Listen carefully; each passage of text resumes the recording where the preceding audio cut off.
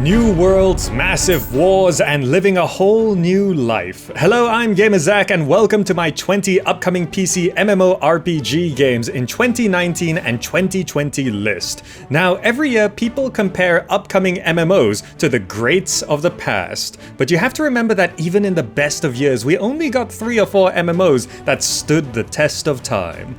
In this list we have 20 games plus bonus ones at the end, so be sure to watch all the way through, but it's likely only a few will really make a mark. Which do you think it'll be? For now, let's see what's on the way. First up, we've got Gloria Victis by Black Eye Games. Considering itself a low fantasy game akin to medieval Europe and the Middle East, this is an open world sandbox with nations, religions, and dynamic weather where you can craft, build, and do battle. Questing will be non-linear and combat is action-based with no targeting and includes territory control and naval battles. Meanwhile, PvP is open all over the map except for some safe zones, and there are punishments for killing allies. There is PvE too if you're looking for that. Now currently in alpha, the lowest backer price point is $20 or your regional equivalent on Steam, where it had mixed reviews for early access but more recently has become mostly positive. There's no clear release window besides it being an alpha at the moment though, so time will tell if Gloria Victis will succeed to bring glory to the genre or not. Next we have Project Gorgon by Elder Game. Enter an immersive sandbox world where you can forge your own path. Highlighted features are randomly generated loot, unique monsters, along with trap and puzzle-filled dungeons with bosses at the end. Your character uses a skill-based leveling system, and combat is tab targeting. Also noting that PvP is not the focus here. The game is in early access on Steam, going for $40 or your regional equivalent, and has very positive reviews. There's also a demo you can check out. In general, it seems like an MMO that's calling back to the old school style. The original goal was to be in early access for a year, but it's already past that target, so hopefully the delay doesn't affect the game negatively, and we'll see a completed Project Gorgon not too long from now. Now for one that's got quite a bit of attention, it's Ashes of Creation by Intrepid Studios. Promising a world where everything is permanently impacted by your actions, you have the usual trappings of exploring, trading, crafting, and building, where cities will rise and fall. The game is meant to keep the best of traditional MMORPGs while innovating on sandbox concepts in an open world. Quest lines will open and close depending on the world's state, while sieges and combat will include PvE against monsters and PvP to control points of interest using a tab targeting action combat hybrid system. There's a standalone free-to-play prequel called Apocalypse that focuses on the combat, so that gives us a better look at gameplay. Important to note, the entry fee is a bit steep at $75 being the cheapest package, so you can decide if that's worth it. The game is scheduled to be playable in 2019, and if this sounds like your thing, check it out and see if it really delivers that sense of consequence for your actions, or whether Ashes of Creation's world is left a bit barren post-apocalypse. For something that looks a little bit different, it's Mad World by JANDISOFT. Okay, I know at first glance this is going to confuse a lot of you. It really doesn't look like what you'd expect to see in an MMORPG list nowadays, and that's because this uses a HTML5 engine and is browser-based. Don't write it off completely just yet, as it's still aiming to be a fully fledged MMO. The world is not quite an open world, with everything taking place on many smaller maps stitched together. Questing and NPCs are designed to have personality and uniqueness, and you'll be meeting horrific monsters in PvE. Combat is a combination of tab target and non-targeting, while it's said to be able to support hundreds of players in a single PvP match. It's also planning to release as a free-to-play game on multiple platforms and be cross-platform compatible. Summer 2019 is the release window right now, and although this isn't going to be for everyone, Mad World might be something just a little different for the genre, which can be nice if the gameplay is actually engaging. Moving on, we've got Legends of Aria by Citadel Studios. Discover a world forged by players, and your choices write the story. Saying that it's a return to a true skill-based system, progress your character the way you want as you explore and build in an open-world sandbox. Combat is tab targeting, and PvP is the focus. Although there is some PvE, it's a bit of a concern how hostile the world could become, while that aspect is still in the works. Community servers and modding are also a big point, allowing players to run their own servers, and that the whole game is built to be modded from top to bottom. The game is playable now in a developmental state, and the early access digital copy is going for $30 US, which is on the cheaper side of many of the MMOs in this list. But there's a lot riding on the community to boost Legends of Aria's value. Ascending to the skies, it's Ascent Infinite Realm by Bluehole Studios. Steampunk, airships, dragons, and magic are the premise of this open-world MMORPG, which is from the same developers as Terra and PUBG. So think of that what you will. Characters have a class-based system, and you'll have the usual player housing, with various forms of PvE and PvP. Combat is tab target, which has been said to look pretty good, but it's hard to say for sure at this point.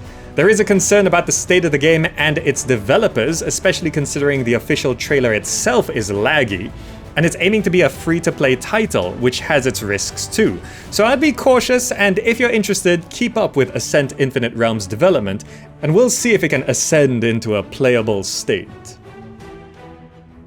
Drifting through the clouds, it's Worlds Adrift by Bossa Studios. Explore a shattered world as you build skyships and survive perils of the skies in this open-world sandbox. Combat is about firing projectiles that are hit-scanned with guns and skyships with cannons. Having been in early access on Steam for a couple years now at $25 US or your regional equivalent, it has a total of mostly positive reviews, though more recently the sentiment has been mixed. Negative reviews citing latency issues and bugs, and there is a big discussion about how the PvP is like in terms of griefing, though there are PvE servers now. The game being a sandbox is also a point to note, as there aren't really NPCs or quest lines or things like that, so most of the experience relies on the players, which I know is not everyone's cup of tea. Development has been going along though, and lots of new things have been added over the past year. So if you're curious but not convinced, then the next year of progress should make it clear if Worlds Adrift is for you or not.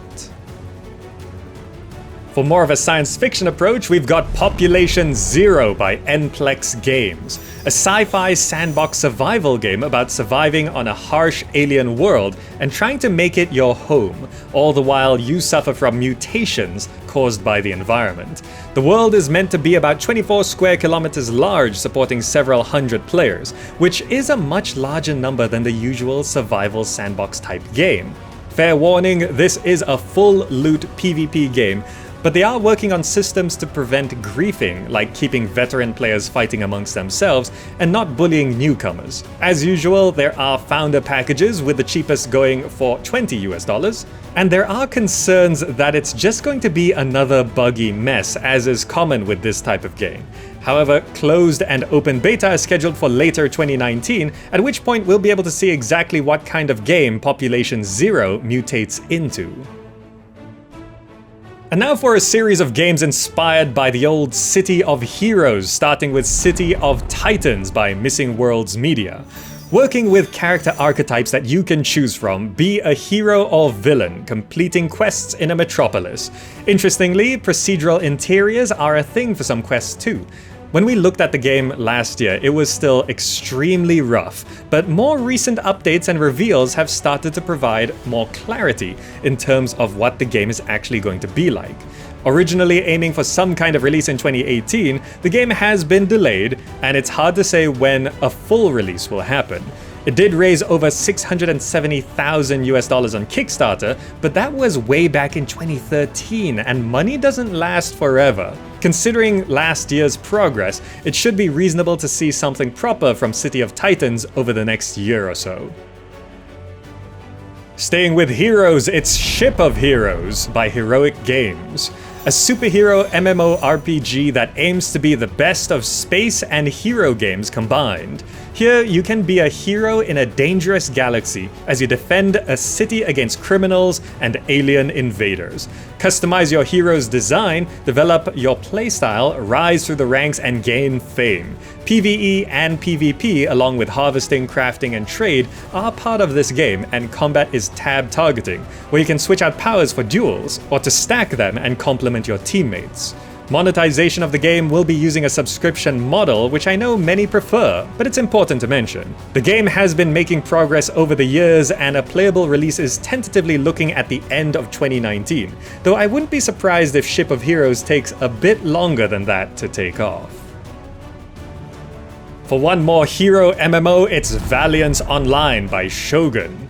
Labeled a living world superhero MMO, it's the 22nd century and mankind has discovered how to harness a new kind of magical energy in a city where you can become a great hero or a fearsome villain. Create your character with a primary and secondary archetype, each defining your role and powers. The game is PvE, with PvP zones and events, while combat is tab targeting. It's an alpha now, and the cheapest entry fee is $25 US, which still is on the cheaper side for this list.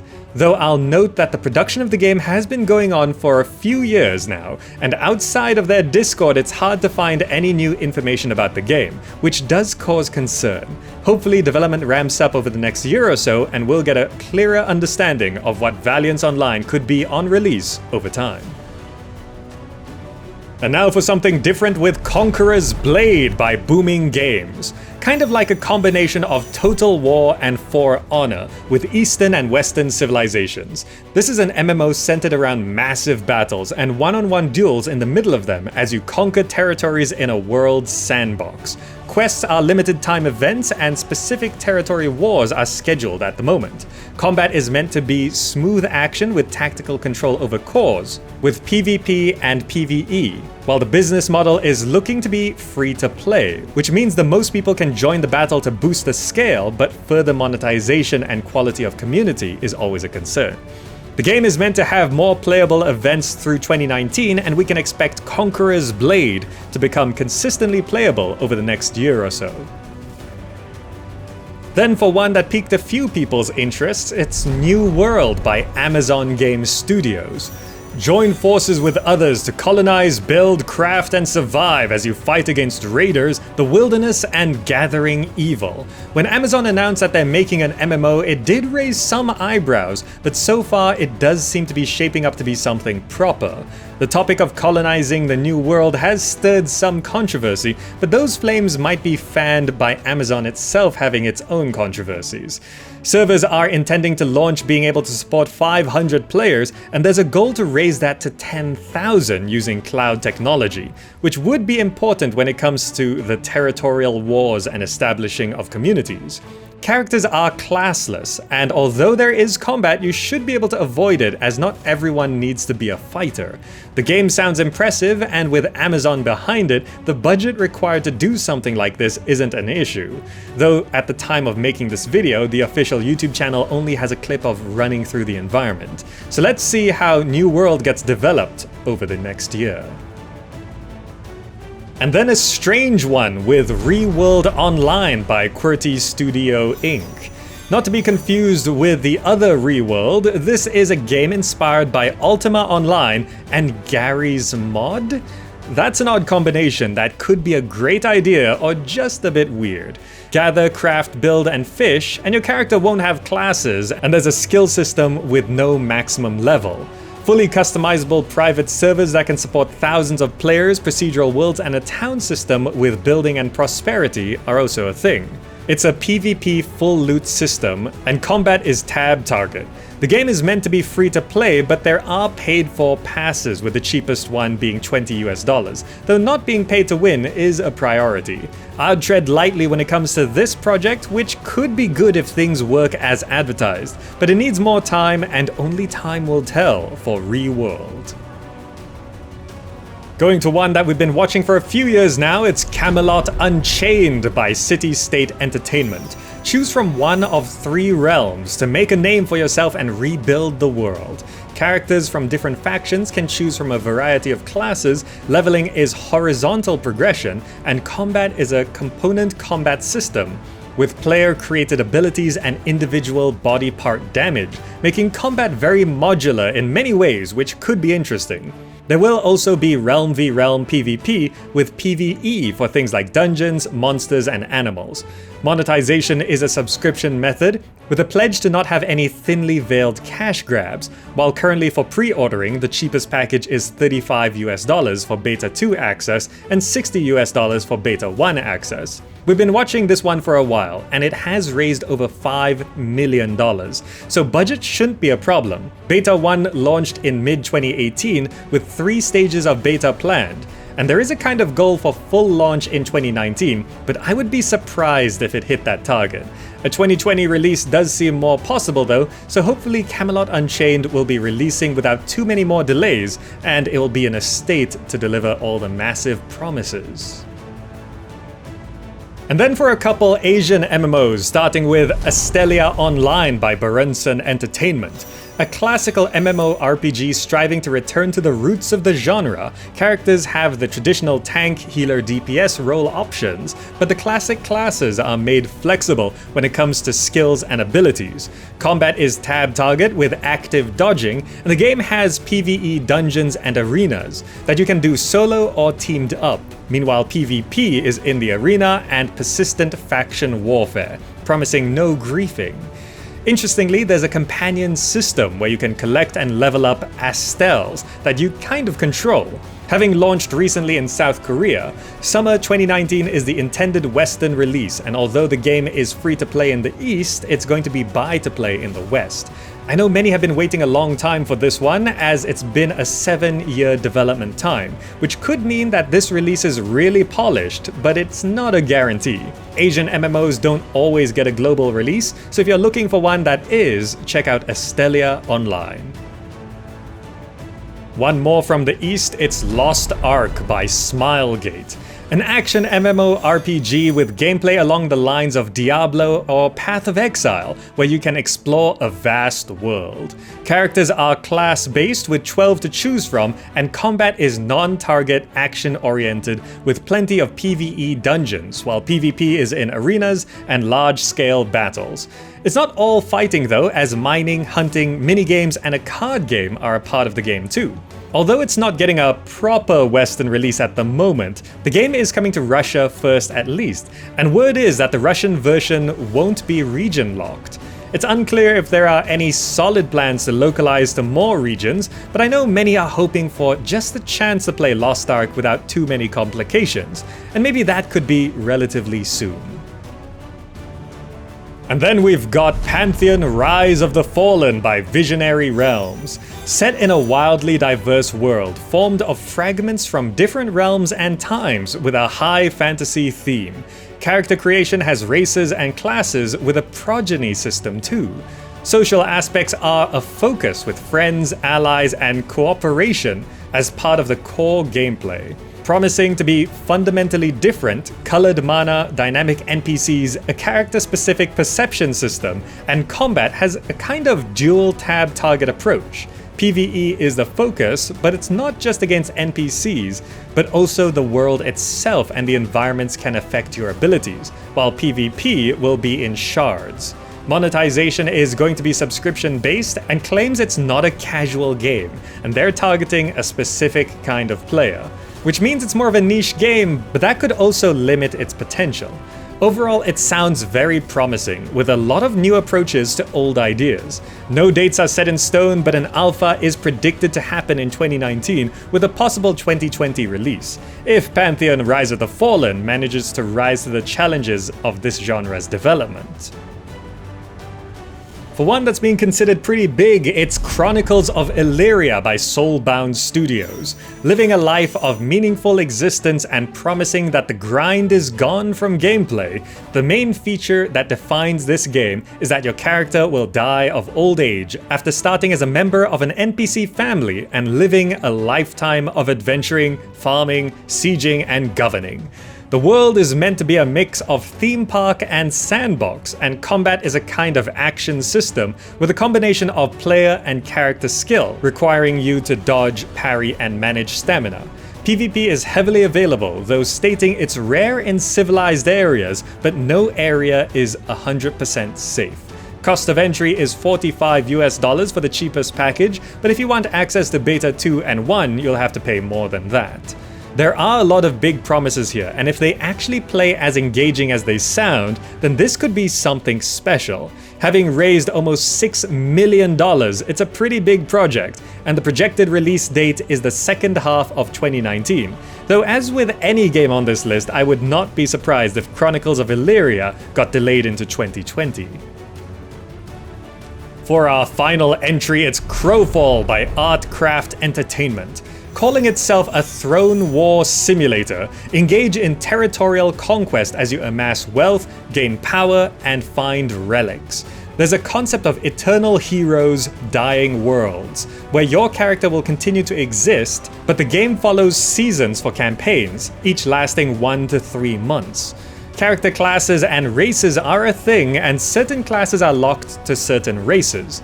Combat is action-oriented, but promises to not rely on fast-paced or twitchy reflexes, and the game has a PvP focus. Now, the release window is a little unclear, but the game is playable right now in testing phases, with the cheapest option being $50, and the game intends to use a buy-to-play monetization system. One thing to consider is that the game has raised from crowdfunding and licensing a total of over $25 million, which is a crazy amount, but importantly does not necessarily guarantee a good game. But there are a lot of high expectations from Crowfall. And now for those bonus games I mentioned. Of course, we have to mention WoW Classic that is on the way, and it might be a good chance for people who have never played WoW before to get into the game, or for old veterans to reminisce. Meanwhile, Elder Scrolls Online is getting the Elsewhere expansion, and Final Fantasy XIV is getting the Shadowbringers expansion. And now for some MMOs that are on the horizon, which won't be releasing by 2020. There is the Magic the Gathering MMORPG that's still in development, but no news about that. There's an Alien MMO that doesn't even really have a proper title yet, but it has been announced. Project TL, which used to be called Lineage Eternal, it might go into closed beta in Korea in late 2019. Peria Chronicles also might go into testing in Asia later in 2019, but there's no real news there. Age of Wushu 2 is also kind of a thing, but again, nothing official has been said. And then there is Fractured MMO, which is targeting a 2021 release, the Saga of Lucimia by Stormhaven Studios, launching 2021 at earliest. And there is apparently a Lord of the Rings MMORPG, which we don't know a lot about, but the TV series is starting in 2021, so this will probably coincide with that. Also, just a reminder that Star Citizen and Dual Universe are usually talked about in the space list if you're wondering where those are. And that's it, 20 plus upcoming MMORPGs that should be releasing through 2019 and some into 2020, depending on their development. Which ones are you most excited about? Also, here's something I'd like to know. We know not all of these games are going to be successful, so if you could pick only 2 from this list, which 2 games do you think will stand the test of time? Now, if you'd like to see more upcoming games, check out the other lists on the channel sorted by genre shown at the top of the video for many more upcoming PC games, or my Gamer Encounter series where I take a much more extensive gameplay look at specific new games. Alright, that's all for now. Thank you so much for watching, hope you enjoyed it and found it useful. Remember to subscribe and to check out all the social medias I'm on, and I'll see you in the next video.